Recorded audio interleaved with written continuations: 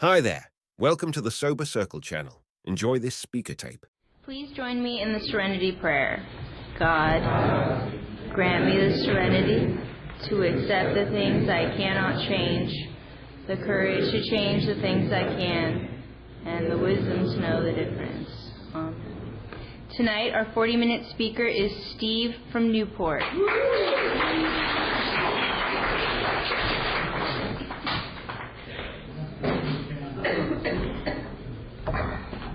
I'm Steve Scherzer, and I'm an alcoholic. I'm glad to be here. I'm glad to be sober. Welcome if you're new. Thank you, Lisa, for extending the offer. Thank you, Brian, for setting me up on this. And thank you, Marcia, for reminding me. And to tell me to wear a necktie. So I asked Brian, because some groups are different, and you wore neckties. He says, "Nah, no one wears a necktie." And says every once in a while some jerk from Bellflower shows up with a tie on, and my sponsor's Johnny Harris from Bellflower, and so I'm glad you reminded me. I could go 40 minutes just on the whole necktie thing, but I've kind of found that compliance serves you kind of well around here, and I don't know if I'm doing this out of respect for AA, but certainly out of respect for your group. I'm happy to conform with your customs. I've learned a little bit about your group, the Aragon group, and I'm impressed. My home group is the 530 Fish Out of Water group of Alcoholics Anonymous, which is kind of infamous, I guess, in some circles. Which I got sober in a 530 group in Santa Barbara, California in 1984. And I don't really think I'll ever be able to repay my debt to that group. And that's a big reason why I'm there. I'm a big believer in if you don't think your home group is the best group in all of Alcoholics Anonymous, you should find yourself a new home group. And that said, I'm also a big believer that if after you've been here for a little bit, if you don't think your group's the best group in all of AA, you should be asking yourself, what can you do to make it better? And I'm also a big believer that there's a huge difference, maybe a critical difference for the survival of Alcoholics Anonymous to think your group's the best group in all of AA and thinking your group's better than any other group. That there's some of that going on now. And I've been privileged to be sober in really 3 different areas: Santa Barbara, West LA, and Newport Beach now since '92. And it's very different in the 3 areas, and to be exposed to that. And Johnny's been my sponsor for maybe the last 12 or 13 years, so I am exposed to the Bellflower thing, which is done differently. And it's always amazing to me how spectacularly this thing works in a lot of different formats, and with a lot of different spiritual centers. Fish Out of Water don't suffer fools kindly in there. It gets a little rowdy, which is probably a factor of it being 5:30 in the afternoon, and a number of things, but I love that place, and I'm impressed with this. Welcome if you're new. I think I already said that, but this is certainly the best deal that's ever happened to me, with the possible exception of booze. I don't speak for AA, by the way, and as you'll probably soon find out, speaking isn't particularly my deal. I don't think there's been any part of my sobriety that's been less critical to obtaining and maintaining my sobriety than sharing at an open meeting of Alcoholics Anonymous, and that goes for both from podiums and in participation meetings. I know it's given a lot of power. You need to, and I hear a lot of that. You got to go in there and share, and that hasn't been my experience. And if you're part of one of your program is a participation meeting, and it's kind of racking you with, should I raise my hand or shouldn't I raise my hand? Don't worry about it. I promise you that eventually you're going to get so sick of hearing the same 6 people share every day, you're going to eventually raise your hand just to take up 5 minutes. I promise you. And that said, I'll also say that I don't think there's been any part of my sobriety that's been more important than sharing one-on-one with another alcoholic. Whether it be my sponsors and the people that came before me, some friendships that I maintain of people that got sober at about the time I did, and I've stayed extremely close with these last 24 plus years, and the people behind me. I want to wish happy birthday to Pat and Dawn. Pat is a good friend. You may recognize Pat from KCAL 9 News a couple years ago.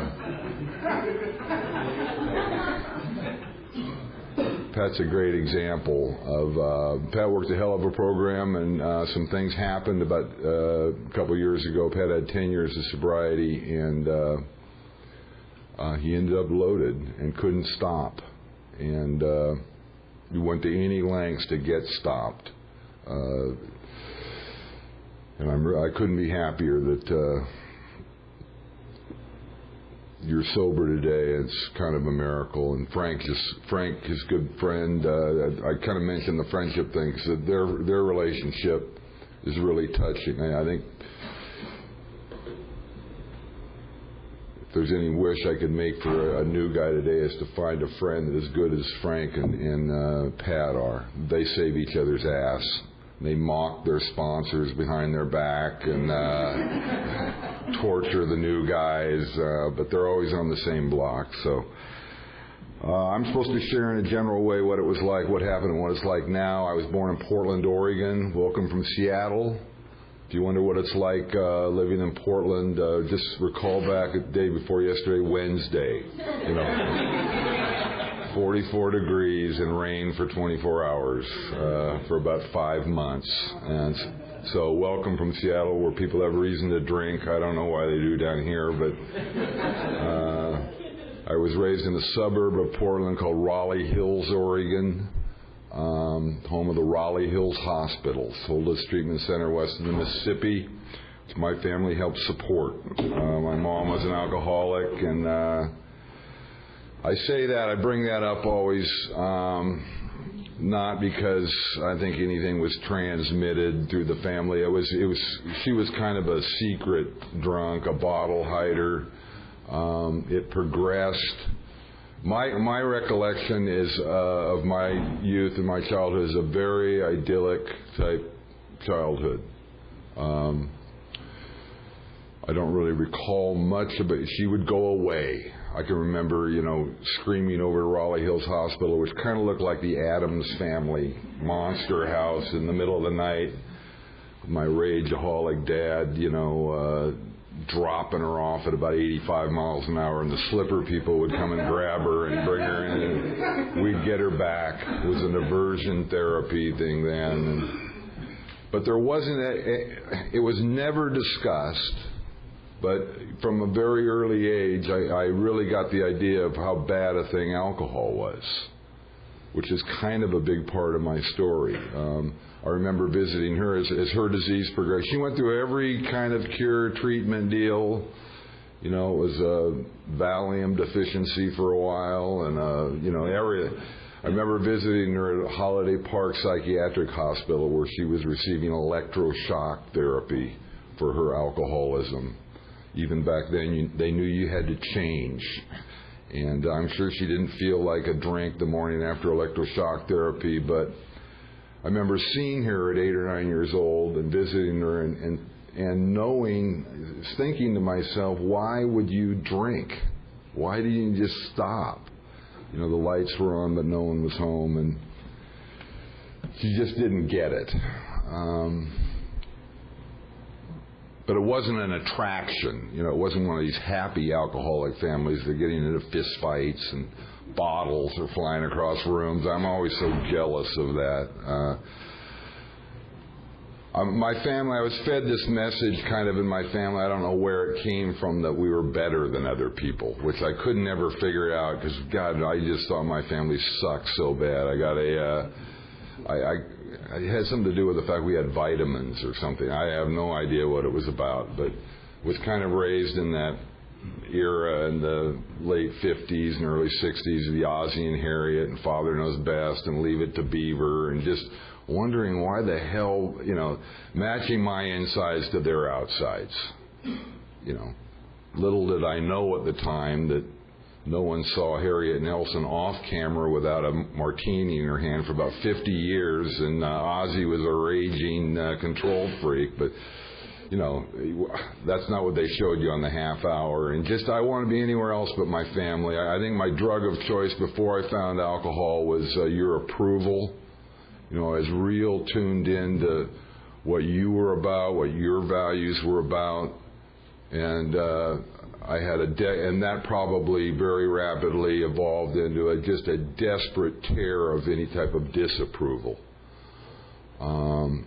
So I did okay in school and did pretty well in athletics and this type of thing, but and kind of had to say everything was fine. I really, to be honest with you, I'm not really too sure what it was like. I was kind of in an emotional blackout about the whole thing. My mom, I'll go ahead and get to the end of that one. I love these AA podium things where son and mother reunite in AA, 40 years later, after my mom died a wet brain the last 10 years of her life when I was about a year sober. It's really kind of the first time I have an older brother and twin younger brothers who are just right on the same. They're kind of that vibey thing that twins have. But we have four. It's the first time we'd ever really talked about what happened in our family. We have four entirely different perceptions of what happened. They tell stuff about me that just makes my blood curdle. And I kind of have this, it was tousle-haired youth in Raleigh Hills, Oregon, I don't know why I had those first three Blitz Weinhardt stubbies on a country road with Billy Wilson and Norman Dean Pettit when I was about 15 years old. Most of them had started drinking, and I just didn't. And it was just kind of a bad thing, and had them, and the magic of alcohol happened for me immediately. A spiritual condition I didn't even know I had. This kind of inadequacy and insecurity and low-grade dread, and it went away. The fear went away. And I was transported, rocketed to a fourth dimension. I knew a new freedom and a new happiness. I comprehended the word serenity. Fear of people in economic insecurity left me. I intuitively knew how to handle situations which used to baffle me. It was kind of the kingdom. And I hear a lot of people share that, they drank to stuff. I've kind of come to believe it's the same thing, but I have the absolute certainty that booze was the missing piece of my program. I drank to become who I'm supposed to be. I drank to be somebody. It was the added thing that I needed, and transported me to a place that I'm grateful for. I really believe booze and drugs get a really bad rap in Alcoholics Anonymous.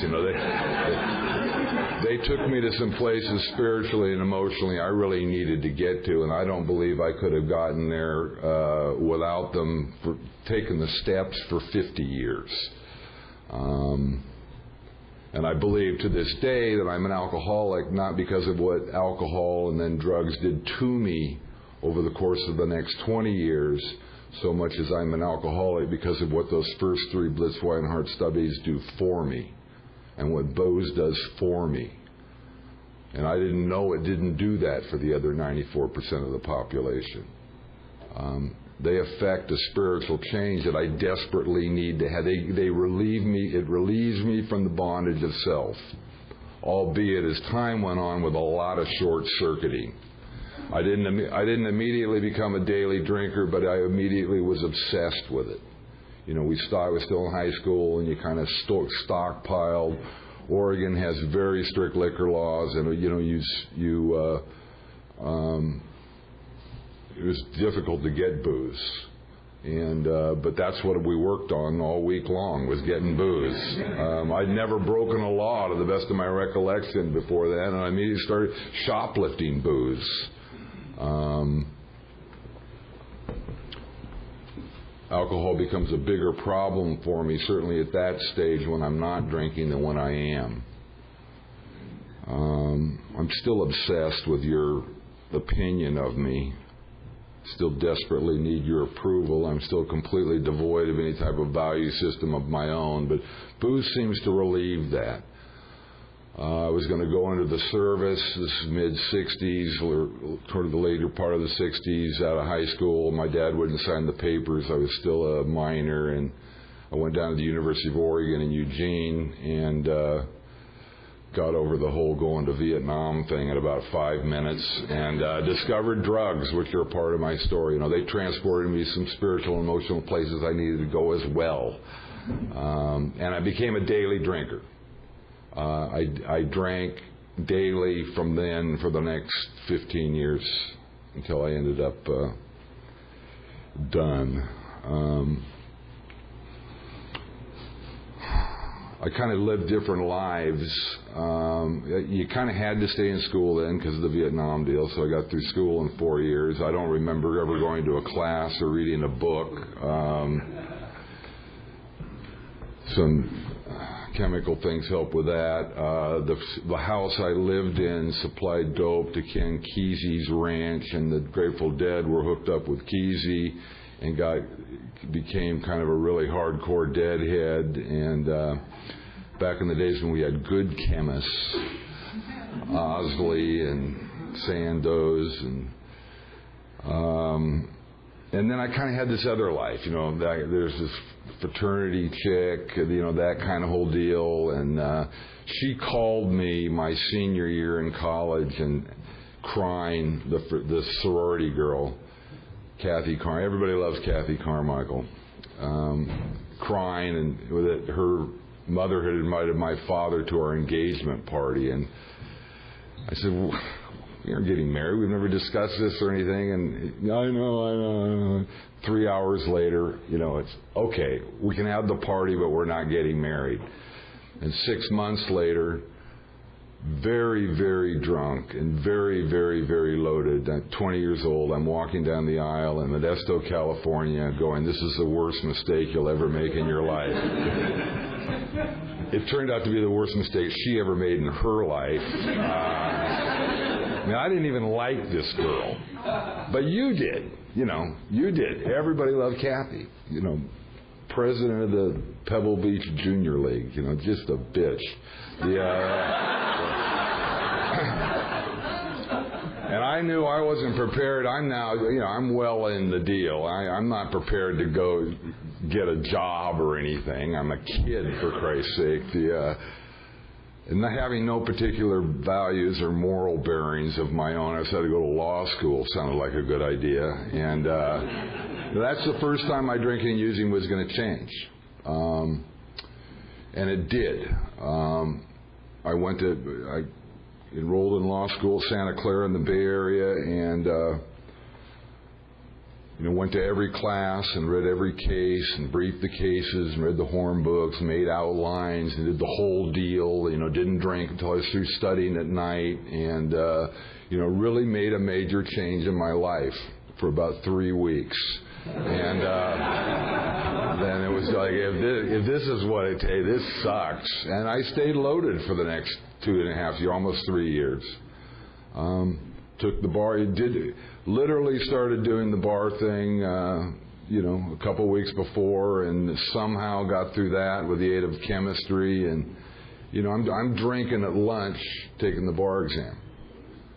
Was always going to go back, didn't have any expectation of passing the thing, so kind of hung out in the Bay Area. Was always going to go back to Oregon, but somehow I passed and ended up going down to Monterey and started my law career. A guy had hired me, much to my surprise and chagrin, and within a couple months I started my own firm with a guy I'd gone to law school with, and then a guy I'd gone to undergrad with, who I just ran into in Monterey. And things change. Things changed then too. I kind of buckled down. It became an afternoon bar, 5 o'clock bar drinker. And then it was a 4 o'clock bar drinker, and then a 3 o'clock bar drinker. I never drank, I just crossed a lot of lines in those last 10 years. Never was going to drink at lunch, and then started drinking lunch on Fridays because there wasn't court Friday afternoons, and then was drinking lunch every day, and, it was bad. I represented some really heavy-duty people up there, one in particular, and so drugs are part of I did cocaine one time for about 15 years, and the last 5 years I'm drinking around the clock, and I still have this desperate thing for you to think I'm doing okay, and we're kind of like the golden couple. She's the bitch president of the Pebble Beach Junior League. Last 2 years, I'm president of the Monterey County Bar Association. I've been sitting as a judge for 4 years on a pro tem basis. The people, as you got closer and closer, it was like, the Frank Impressionist painting, I'm a mess. But, so she, my lovely bride, and I have 2 kids at this point. One of my partners and my doctor do an intervention on me in '83, and which seemed pretty hypocritical to me. This was a doctor who was writing me my Quaalude prescription that I had to split with him. So, but they had an intervention. His cousin or something was interventionist at a care unit there, and they worked on me. All I wanted, I don't know if you ever had an intervention, but all you want is just to get them away from you and get a drink. And I hadn't eaten in about 3 years, so I was having some stomach problems and figured what the hell, and went into this care unit in '83 and, had the best month of my life. I learned about the disease. I learned about myself. I learned it was possible to live without drinking and using. You're kind of, if you're in one of those treatment things, after about a week, you're an old timer because people are coming in, so you're getting to help them and show them the road where the real coffee is, and that whole deal. And it was awesome. It was awesome. And we did the chip thing at the end. You take your 30-day chip. It was for $18,000. They throw in the extra 2 days, and people were crying about how great I am, and I'm crying and all this. And I get in my car and I drink on the way home. It's 8 blocks from that care unit on Hartnell Street to where I lived in Monterey, and within a week or 2, I have to make a decision of, do I want this life that I have, this perfect life from a distance, or do I want to be a drunk? And it's the easiest decision I've ever made in my life, because I know what I am. And the other thing that, it didn't really occur to me the other reason why it was the easiest decision I've ever made in my life is because I'm already drinking at that point in time. If I'm drinking, I drink because I'm drinking. The command center had long since lost control of the ship. It's the nature of my disease. And it doesn't care what I come up with up on the master bridge as to why we're going to drink vodka on the way to work at 6:30 in the morning, but I got to be drinking. And once I start again, that's the only decision there is. And I go on a 9-month death march into here, where all the yets happen, everything.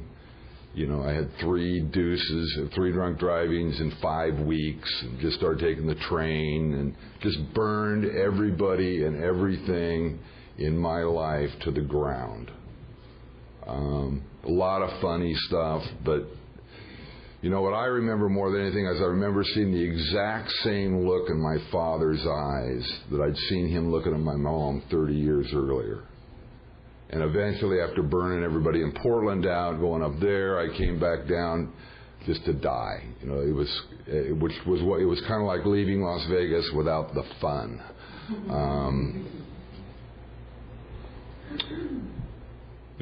So I ended up in this flea bag hotel in Santa Cruz during when I could get there. I spent a lot of nights at the end outdoors, And my end came, I'm in this hotel room, and it occurs to me that every reason why I justified and rationalized my drinking for the prior 20 years, and certainly the prior 10 years, wasn't there anymore. As a matter of fact, they didn't even care at that point. I'm sure they were dreading the phone call, but they really didn't even care. It was just me. At that moment, there was a half gallon of rot gut vodka between Pop-Off Blue Label. I don't really consider it rot gut. Say if you don't end up on vodka, you got here too soon, and that was, I don't ascribe to that, but it helps.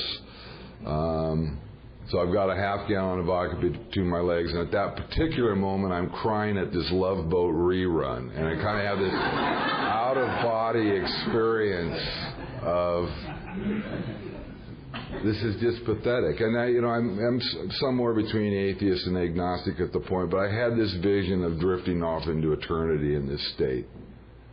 And a set of circumstances arose. I hadn't seen my kids in a couple months, and I had to see them in a day. And the truth is, if I could have drugged my liver the half block down to the liquor store one more morning, I would have, and didn't. I was on a train to go see divorce attorneys about 3 days later. It's real foggy in there. And I knew if I got off that train in Salinas, I was going to drink. I knew it, and I just stayed on the train. I was going to get off at San Luis Obispo, and that didn't feel right, and the next stop was Santa Barbara. And got off the train at Santa Barbara and walked up State Street and checked into the Schooner Inn, right across the street from Joe's on State and Coda, $315 a month, and that's where I spent my first year of my sobriety. And when I checked in there, I didn't realize that it was a block and a half from Fellowship Hall up on State Street, and I didn't realize the Alano Club was 2 blocks down Coda on Coda and Garden. But that's the kind of magical stuff that happens if my head isn't stuck you know where, and I'm just awake for it. My sobriety date is October 4th, 1984. Seemed like everybody smoked pot at Fellowship Hall in 1984. I didn't have to drink again, but I did that for 3 or 4 weeks. If you're here tonight on pot, I can tell you my experience was it's really hard to get the program if you're stoned. And the other thing, and the more important thing really, is the meeting isn't nearly as long as it seems. It's really a long hour when you're stoned, you know.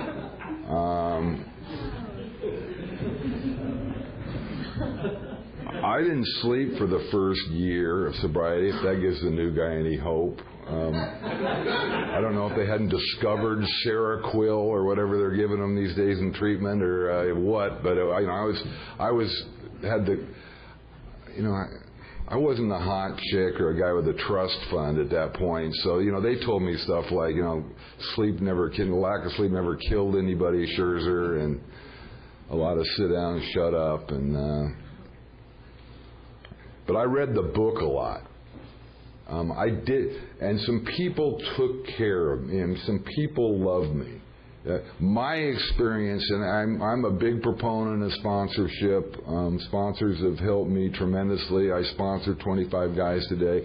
But I think, my experience, I think it kind of saved my ass that I didn't get a sponsor in the first 15 minutes. Because I really believe I was constitutionally incapable of telling anybody the truth, of not trying to get somebody's approval one more time.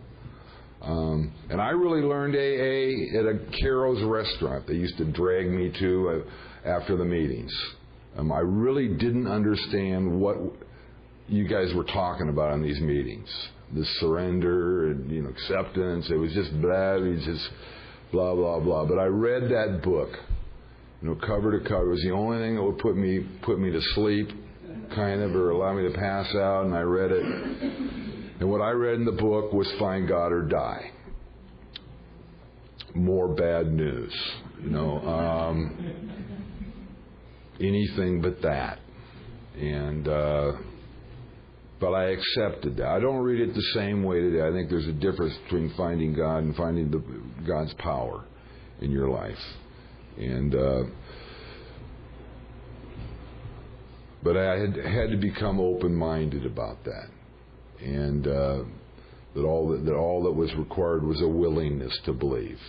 And who was I? If it apparently was working for you guys. I was absolutely convinced I was way too, smart, complicated, complex, deep, tortured, whatever. But I was open to it. And AA really changed for me more than anything, this deep, complicated, complex, too smart for you guys guy. When a guy, Billy Bedard, worked a con on me, he'd worked the con before, and he's still working the same con today.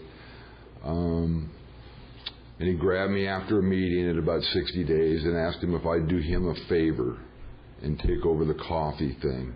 Because you guys were such knuckleheads that you were burning the coffee pots out. And he made it sound, what I heard was, if I didn't do Billy this favor, and Billy really needed AA, if I didn't do Billy this favor, that not only was the Sundowners group of Alcoholics Anonymous not going to make it, but probably all of AA was going to implode.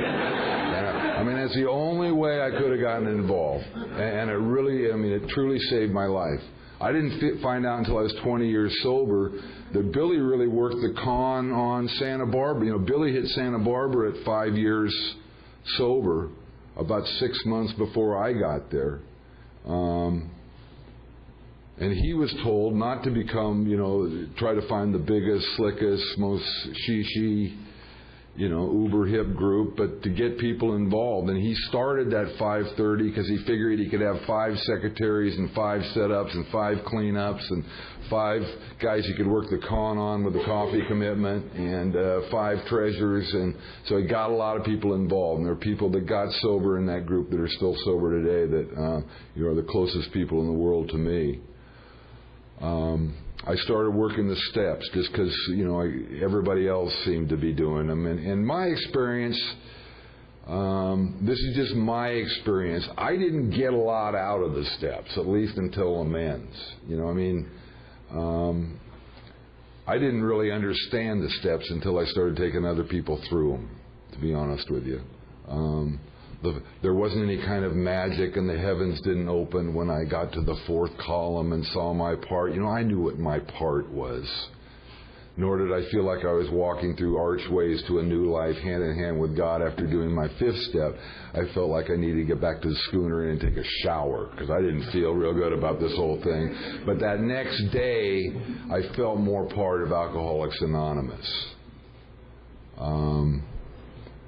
And I've kind of come to believe that, the steps aren't an event you take, nor do I take them over and over and over myself so that I can get, slicker or whatever. They're really a process. It's something I download and have downloaded. It's like downloading a software program for me. It's nothing we came up with. That's, the idea of admission, surrender, self-survey, confession, restitution, and service are as old as mankind. It's pretty universal. But with a loaded gun of alcoholism in my head, downloading those, they've kind of become part of who and what I am. So that any time I'm in discomfort or dis-ease, I know it's some manifestation of self. I have the thing of what is it and what's it affecting, what's my part in it, what defect. Mine happen to almost always be sloth, greed, and pride. Fortunately, lust is kind of starting to dissipate with old age, although there's always a lust overlay, and this self thing, that it's I hear a lot of people say that I'm a completely different person than I was 24 years ago or 10 years ago or whatever. And people would say that about me, but I'm pretty much exactly the same guy that came in here. It's just I act differently. And a lot of this human stuff this idealized mythology I have about myself and create the too smart, too slick, too tortured, too whatever, has been very much disempowered. Everybody comes in here with an act. I don't know what your act is, tortured boy, dumb guy, bitchin' chick, surfer dude, prison guy, tortured girl, we've all got one. We're slaves to them, and it ends up killing us, that self thing. I'm also a big believer, again, just my opinion, that selfishness, self-centeredness is the root of our problem. But I'm absolutely convinced that we're no more selfish and self-centered than the other 94% of the population. The difference is it's going to kill you and me, and it doesn't seem to bother them out there at all. That's like we have a perception problem. I don't think we got a perception. The problem is we're blessed with perceiving just a little too acutely of how poorly they're doing out there, and the unfairness and the injustice, and how can people act that way, and it's that kind of stuff that my disease very much uses to its benefit and ends up killing me. Because this self thing is a thing that separates me from this realm of the spirit. Spirits I found in those first 3 Blitz Weinhardt stubbies. I have a desperate need to access that realm of the spirit. I think we're people who always have. We're blessed with that. I really believe the condition is a blessing. First thing I ever related to in Alcoholics Anonymous was Keith Drum talking about we're twangers. We're kids that sat in the 3rd grade and twanged our rulers. That vibey, and then make them go. Kids that stared into deep space, when you're 9 years old and wondered what it's all about. That desperate need to access this God thing, not for salvation, because it's part of who and what we are. And my truth about this whole journey for the higher power thing, just mine, has been that the problem was never not enough God. The problem was always too much Steve. And as the steps and the process of the program of Alcoholics Anonymous has dissipated Steve and my little act, the God thing just is. It isn't a big deal.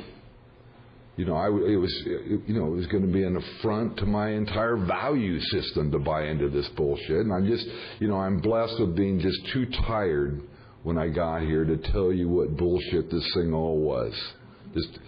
And it's why I think most of us, the good news is if you just do what we do, you will recover. The bad news is it doesn't make any sense until you start doing it. And the worst news especially as people are getting younger and younger, getting sober, is most people recover from drugs and alcohol before they start recovering from the alcoholism.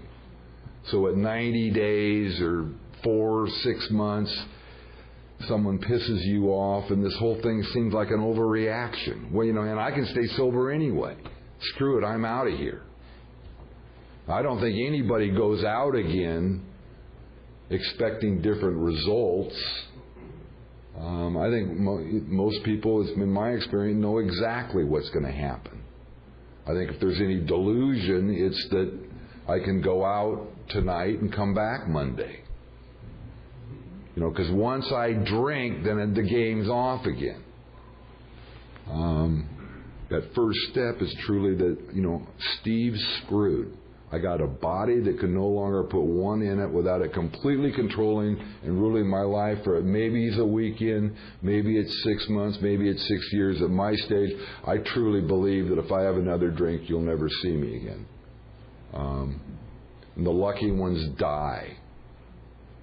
We come in, we cry about you, we buy you a brick to put on the wall, and everybody forgets about you in 2 or 3 days.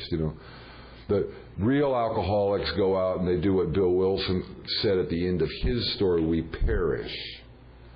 you spend 5 or 10 years out there while your soul rots, knowing there's a solution in here, but you can't get back. You can't get that window that I got back in September of 1984, where the planets lined up and the cosmic tumblers and the train stopped at the right place, and I ended up, a block and a half from Fellowship Hall and 2 blocks from Garden. It's that window that's the blessing. I think it's the window that gives us. It never seems like a blessing. It seems like the nadir of your life. It's one more time. My head's opinion of the way it's going is always 99% of my problem. AA, if nothing else, has taught me to trust that this is good despite this opinion. I mean, that's really the third step to me. If I've taken a third step, I have to embrace the idea that I'm perfectly on schedule. I've had a perfect life. Things are exactly the way they're supposed to be. And I've lost the right to have a negative, shitty opinion about what I'm getting. The stuff that both before, but certainly since I've been sober, the stuff that seems the grimmest to me has been the stuff that's given my life the most meaning, the most texture, been the most important stuff for me. I was blessed with being essentially unemployed and unemployable. I started to go back, was shocked that no one was particularly excited about me and my act, and ended up managing the Alano Club for another year. They asked me to do it for a month or two in Santa Barbara, and I kind of owed my life to that place, and it ended up being a great deal for me. I actually lived in there for about a year. My kids were 6 and 8 at the time, and they got to kind of see the inside of what AA is about. I was absolutely certain I was going to get both of them, by the way. My daughter didn't want to be the next president of the Pebble Beach Junior League, and she made a big stink when she was 13 or 14 and wanted to come, and her mom was just, it would really look bad to have her daughter, this little pride, come and live with her alcoholic father in Southern California, but she left it to her, I forget what it's called, it's a high school Christian group, Young Life or one of those things, left it to her counselor she was close with, and went through the whole story about why she wanted to come down here. And my daughter's relating to this to me on the phone, and she said, yeah, and then she asked if you believed in God, and I said, what did you say? And my daughter said, oh yeah, my dad's in Alcoholics Anonymous, that's all they ever talk about. And I'm thinking I'm fucked, and she said, the gal said, she was a professional counselor too, she says, Betsy, I don't talk about this much, but I've been sober in Alcoholics Anonymous for 15 years, and I think your dad's exactly where you should be. So my 14-year-old daughter packed up her bong and her birth control pills and moved in with Dad. I was back practicing by then, and I was with the same firm for 20 years. And both my kids, I was sure they went through the whole drugs and alcohol and all that stuff, and they're incredibly honest with me. My position about that is it's not a bad thing for you. You just have genetic predisposition of it to be way, way too good of a thing, for it to be nitroglycerin.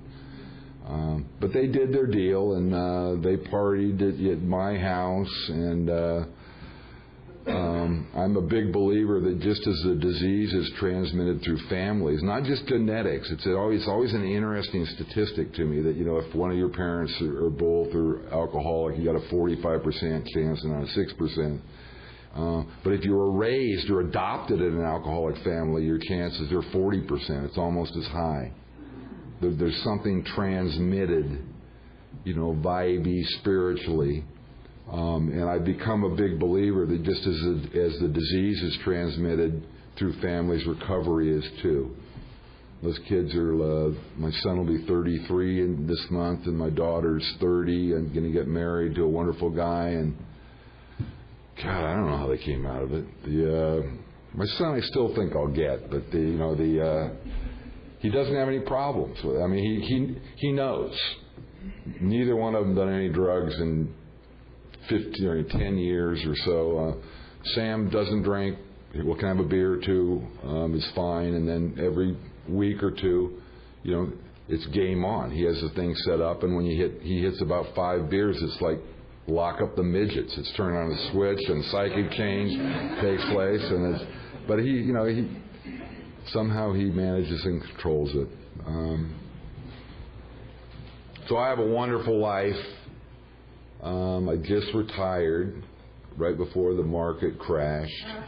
So I've been retired a couple of years now almost, and spent some time in Europe and back east that I'd never done, and really kind of an amazing life. But the truth is, I had an amazing life before, and it doesn't resolve my alcoholism. Time, having a 24-year chip doesn't resolve my alcoholism, or a 10-year chip. What resolves it is my connection to this deal. If you're new, I still have a head that does that, by the way. That my head's still locked into the lotto mentality that I have to smile at, that there's the right woman and address to be living and bank account balance and career and car, that's what is going to really fix you, or that I'm able to smile at, and that's been pretty disempowered. But that's being human. My spirit's been encased in this human packaging and I'm not sure I entirely turn my entire life and will over the care of God every morning. I say those words, and I kind of try to act that way when I go out the door, but I think I'm at least engaged in a power sharing arrangement with Him at this point in time. My ego's not, I'm not designed to be in power sharing arrangements. So if you're new and you're at the fuck house or wherever you're going and riding your bicycle to 5 meetings a week, and you just know that this is just the grimmest thing ever, and what I need to get Him back, and my car down here somehow, and and a career and an education, you're going to have all that stuff. We're people of unlimited potential. Smartest people I've ever known are in these rooms. But don't miss this. Because the good news is you're going to get all that stuff, and the bad news is it doesn't fix you. What fixes you is this connection that I have experienced through my relationship with the steps of Alcoholics Anonymous, and particularly through the fellowship of the Alcoholics Anonymous and people in rooms like this. And that once you get your house on the hill and him or her, you're probably going to look back on this first year of sobriety, of riding your bike from the house, as the best year of your life, of just doing this. So, you may be peaking right now. That's the spiritual lesson of Alcoholics Anonymous. This may be as good as it ever gets right now. And you got a loaded gun of alcoholism to your head, which is essentially, you better start enjoying this thing, or because booze still works. Alcohol resolves my alcoholism, but not as consistently and not as perfectly as Alcoholics Anonymous. So thanks again for asking me down here, and God bless you all. Thanks.